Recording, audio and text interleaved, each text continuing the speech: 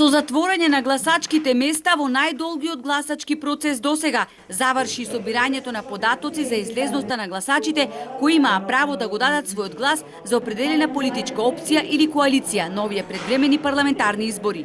Во Охрид, каде своето демократско право можеа да го остварат 52.510 гласачи, на гласање до 19 часот излегле 49,3% од гласачите. Во Струга пак од 60.810 гласачи гласале 39,4%, што е далеку помала бројка во однос на парламентарните избори во 2016 година. Граѓаните ги споделија своите очекувања и ставови, но 10 парламентарни избори ги дочекаа со многу песимизам. Ништо, никој. Ко до сега и од сега. Џабе, само го маче народ го намет. Зошто таков песимизам? Песимизам таков е. Ево, не вработена е го за години. И шо? Ја не вработена со години. Ништо да ти кажам, кој до сега. Полошо само и да видат. Зашто тогаш излеговте на гласање, ако не очекувате ништо? Да го прескртам лично да не запиши други. Се знае дека сетих изборите ги месец. А како ќе иде на крајот ќе видим. Зошто излегувате ако сте скептичен дека се местат изборите? Не ве слушав. Зошто излегувате да гласате ако сметате дека се местат изборите? Обавеза ми е да гласам. Па вајда ќе мрде нешто после 30 години од, да не речам, приближно до самостојување, дека ќе има чекор напред. Секојаш треба со надеж да се живеат, затоа излегуваме да гласаме.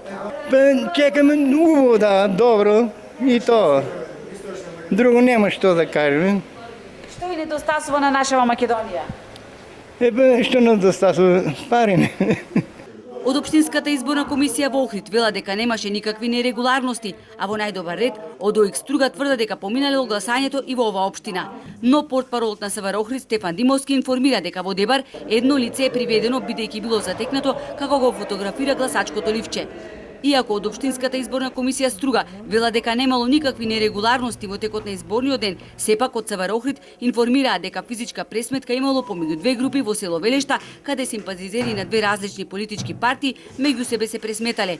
Во обид да ги раздвои, нападнат бил полициски службеник и против него ќе биде поднесена соодветна пријава.